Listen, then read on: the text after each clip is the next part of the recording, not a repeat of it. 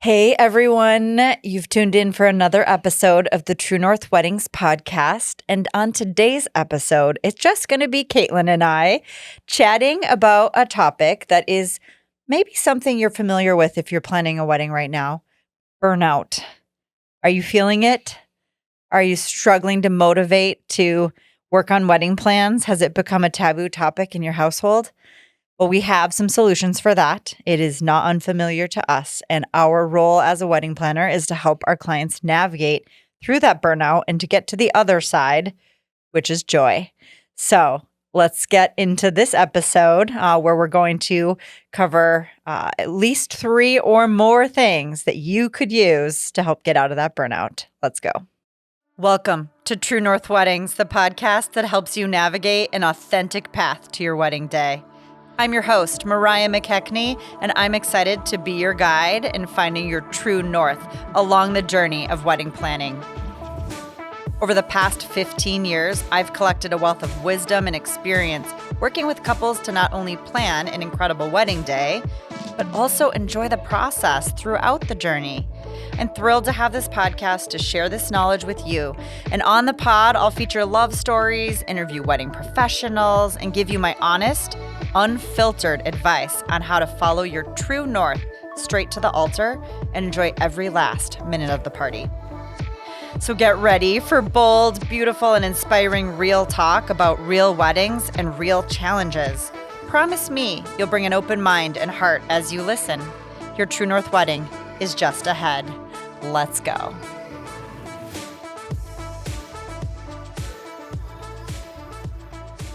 How's it going, Caitlin? I'm doing good. How are you? I'm doing really well. Today, we're going to cover a topic that both of us have seen really hit our couples hard in usually different stages of their wedding planning process, but definitely about halfway through, you're usually feeling it, and that's burnout.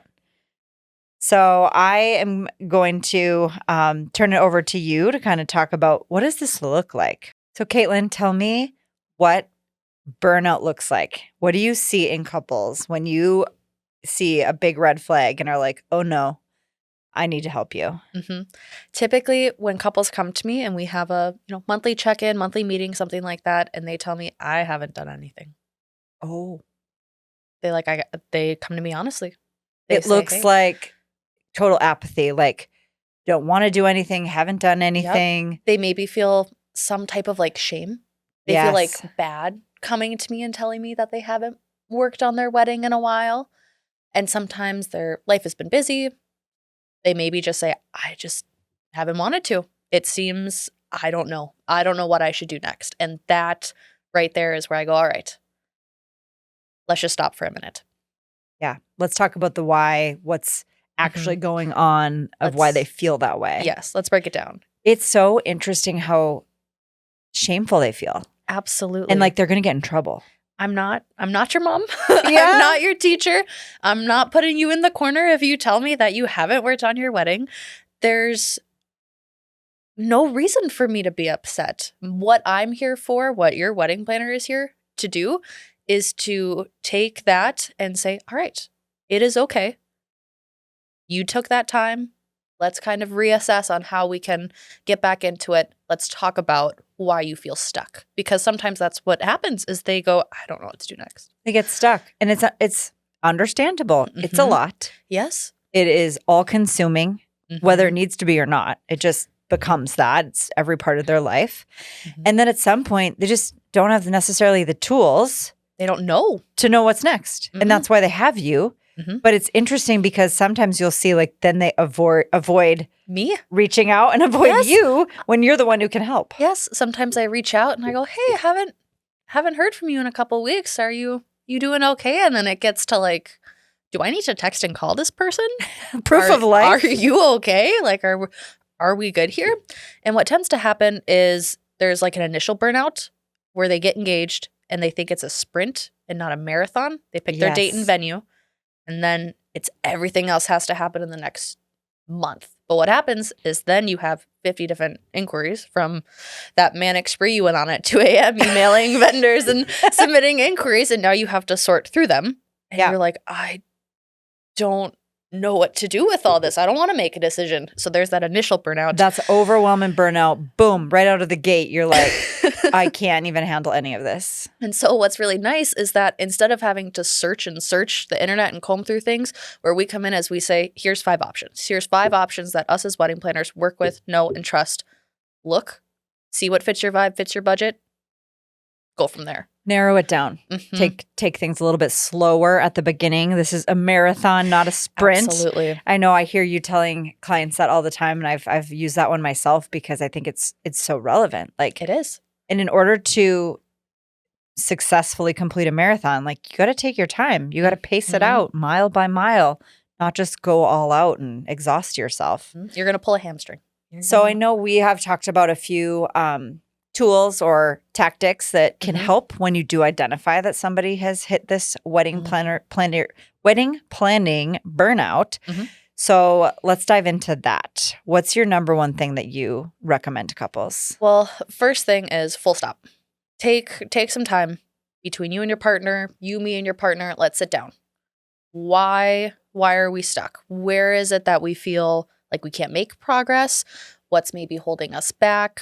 Is it fear? Is it a lack of joy? Is it just you've already gotten to a spiral of haven't been doing anything, and then you feel like we've talked about, like a little ashamed, and you don't want to come to me, and you don't really know how to dive back in or where you should start. Just picking up on how you got stuck and just being open and honest about it, because it is okay. That's what we're here for, is to help you get out of that. And oftentimes something will happen that's maybe disappointing. Like maybe you weren't able to book a vendor that you really wanted. And so you just get stuck in like, well, now what? And you're just disappointed when ultimately there's probably an even better option out there, but you don't even know where to look. Yes. So one, if they've been going full speed and they hit that wall, I always think like step back, create some distance between yourself and the wedding for a period of time. Like take 2 weeks off. Yes. And have a rule between you and your partner and your family. Like we're not talking about the wedding for 2 weeks. I need a break. You need to start to miss it.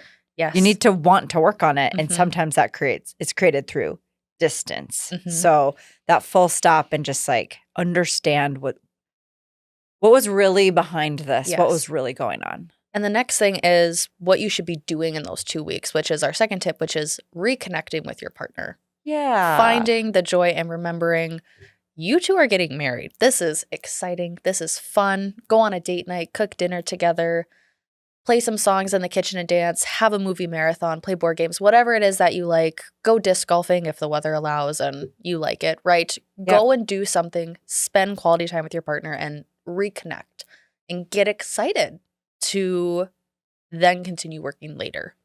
Recreate the magic of how you ended up here in the first place. Absolutely. Of getting married by spending that time together dating. And don't spend it just talking about the wedding either. Do things that are fun, that bring you joy, that connect you with other people. Now the wedding might come up and that's okay. And that might reignite some joy for you. Like if you're out with your friends and you're talking about things, like if it's a happy subject, like lean into that, because you might find a spark that happens in that time together where you're like, oh, now I'm really excited to like talk about bridesmaids dresses. Oh yeah, I get to go talk to my florist soon. I have that on my calendar next week. Oh, and then it builds and builds and you're able to refine that joy in wedding planning, which is so important. As we always say with our clients and on this podcast, it really is about enjoying the process. Absolutely. There is no reason to spend so much of your life, that year or, however many months you have, not happy, not excited, not looking forward to what is hopefully one of the best days ever. Not to spend it, again, being sad, disappointed, ashamed, all of these, really low vibrational energies that we've already said. Like, how can you lean into what you are excited about and what you're looking forward to? What else do you recommend? Once they sort of like reconnected, they've paused, they've reconnected, now what? It is now time to kind of reassess, figure out those priorities, maybe start with some smaller tasks is always a good thing. Sometimes it's, all right, now look at the catering menu. Just look. Don't decide anything, but take a browse. See what stands out. Just start small, and then we can, all right, once you reassess, get a few small things done, let's dive back into it, and let's knock off some of the bigger things that have been waiting for a while. Reintroduce slowly and with things that might spark joy. Yes. So you're not then immediately turning around and tackling something that you are dreading or not excited about for whatever reason. Ease your way into it.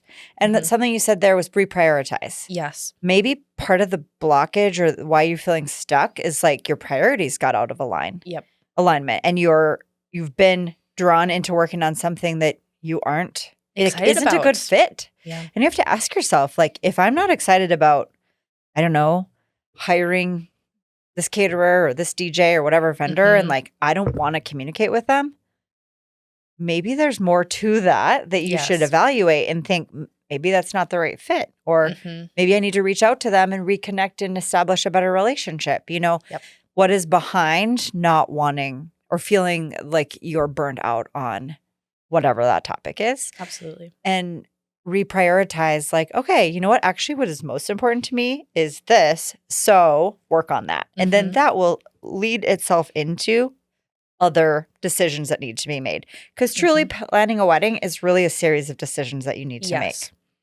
And you make one and it leads to the next one and the next one and on down the line. And a lot of times if couples aren't working with a planner who does this all the time and understands the order in which the decisions need to be made and how to like make that easier on you, you're really lost in a desert of like decisions and overwhelm. Yes. And I really feel for couples who don't have that guide and they're kind of combing the internet, relying on, what past friends have said, sifting through advice. And that's not to say at all that you can't do it without a planner. 100% you can. You absolutely can. And you could still do it joyfully.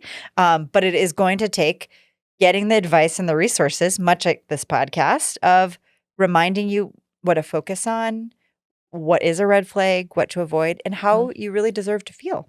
Yes. And that's why we wanted to do something like this podcast, to be able to reach couples who maybe don't have a wedding planner. Maybe that isn't available to them, but they can take the advice that we share here and apply that to their own wedding planning process. Or realize I got to have those guys and they happen to be in our area and we can step in and help and you can guide them through exactly this exercise. Because it doesn't have to be as hard as people make it. No, especially when you surround yourself. We talk about this all the time. Surrounding yourself with a vendor team that you trust and that is there to support you. We understand that this is your day. I am here to help you get you to the happiest day of your life. I don't need anything else other than making sure that your day goes well. That's what I'm here for. When you have that kind of security in the vendors that you've hired, it really does melt away that anxiety or that overwhelm and ultimately the things that lead to burning out because you've worried yourself so much about this, that, and the other thing. That is huge. It's huge for preventing burnout, which is a whole other thing. And then once you're there, thinking about what Caitlin has shared here today, just to recap it, full stop, just give it space, give it time, allow yourself to just think about, why am I feeling this way? Get in touch with your feelings. Break it down to either your partner, your planner, whoever that looks like to you, and just come honestly and then let it go. Breathe and let it go. Yes. Then reconnect. Spend time dating each other, reconnecting with your partner, your loved ones, the things that bring you joy in life. That will jumpstart how you feel about wedding planning just organically. And then thirdly, reprioritize, reassess. Maybe part of the block was that you were running in the wrong direction. You were sprinting in the wrong direction. Yes. You need to go back and look at your roadmap and think, all right, let's reprioritize. This is my destination. Let's get there. Let's take this next step. Yeah. How do I want to get there? versus how am I forcing myself to get there? Mm-hmm. All those things, if you break it down and simplify it and just, using what we've heard here today, are going to help bring you more into joy in your wedding planning process and avoid the burnout that we all see and recognize in our friends and family when we see them planning weddings. Mm-hmm. And honestly, wedding vendors, we go Yep. through this as well. We 100% feel this and have to do those same things For to ourselves. reconnect with what is our purpose and why do we keep spending all of our Fridays and Saturday nights at weddings? It's the joy. Mm-hmm. As soon as you reconnect with that joy. I know for me, it was always, if I was starting to feel a little burnt out as a wedding planner, I just needed to hop on the call with some clients. Yes. The minute I sat down and still do, like with my Mm-hmm. clients on a Zoom call or in person or whatever, I'm like, I love my job. Yes. This is amazing. It's that Mhm. connecting to the people. And that always for me was like foolproof. Yes. Starting the day off with a call with a client is one of my favorite things to do because then you're just up here and you're okay. I'm ready to do everything else that I need to in the day. And it just puts a little extra pep in the step. And I always look forward to my client meetings, whether it's an initial one or a check-in or a design. It's always one of the things I look forward to on my calendar. New opportunity and Mhm. inspiration just to connect with people and know that you're there to help them navigate all of this. Mhm. So for anybody listening that is a vendor, I think everything that we've shared about a couple reaching that burnout point would be helpful to also share with your couples, right? Because Yes, absolutely. any vendor might see this happening with people that they're working with, and these are some tools. But then also for themselves, like Mhm. reconnect with your why and purpose in doing this and what brings you joy. And Yes. remember that we are, so lucky, fortunate to get to be part of these really special days, and that we should be always looking for ways to find more joy and less burnout. Absolutely. Well, this has been another fun and quick, hopefully super helpful, insightful episode of the True North Weddings podcast. And we thank you for listening and look forward to having you join us again here for our next episode. Thank you for joining me on another episode of the True North Weddings podcast. I hope today's conversation has filled your heart with inspiration and excitement for your journey down the aisle. Remember, love is the compass that guides us all, and I'm here to help you navigate that every step of the way. If you enjoyed today's episode, don't forget to subscribe, rate, and review us on your favorite podcast platform. And until next time, keep following your true north. And if you need a little bit more help along the way, you can always find me at truenorthweddingsduluth.com. Remember, just by listening to this podcast, you're already pointed in the right direction.